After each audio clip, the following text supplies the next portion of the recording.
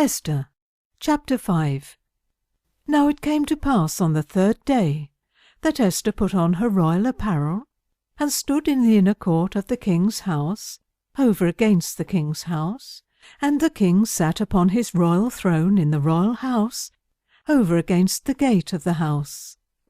And it was so, when the king saw Esther the queen standing in the court, that she obtained favour in his sight. And the king held out to Esther the golden sceptre that was in his hand. So Esther drew near, and touched the top of the sceptre.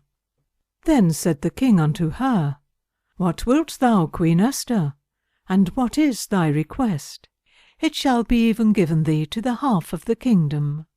And Esther answered, If it seem good unto the king, let the king and Haman come this day unto the banquet that I have prepared for him. Then the king said, Cause Haman to make haste, that he may do as Esther hath said. So the king and Haman came to the banquet that Esther had prepared.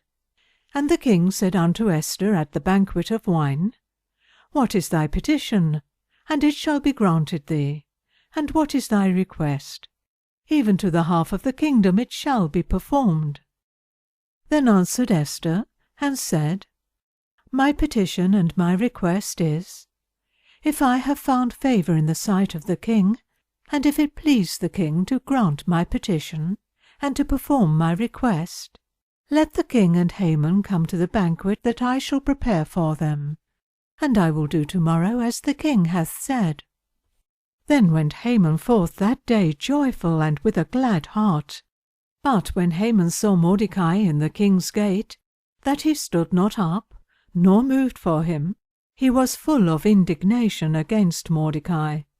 Nevertheless Haman refrained himself, and when he came home, he sent and called for his friends and Zeresh his wife. And Haman told them of the glory of his riches, and the multitude of his children, and all the things wherein the king had promoted him, and how he had advanced him above the princes and servants of the king. Haman said moreover, Yea, Esther the queen did let no man come in with the king unto the banquet that she had prepared but myself, and tomorrow am I invited unto her also with the king. Yet all this availeth me nothing, so long as I see Mordecai the Jew sitting at the king's gate. Then said Zeresh his wife and all his friends unto him, Let a gallows be made of 50 cubits high, and tomorrow speak thou unto the king that Mordecai may be hanged thereon. Then go thou in merrily with the king unto the banquet. And the thing pleased Haman, and he caused the gallows to be made.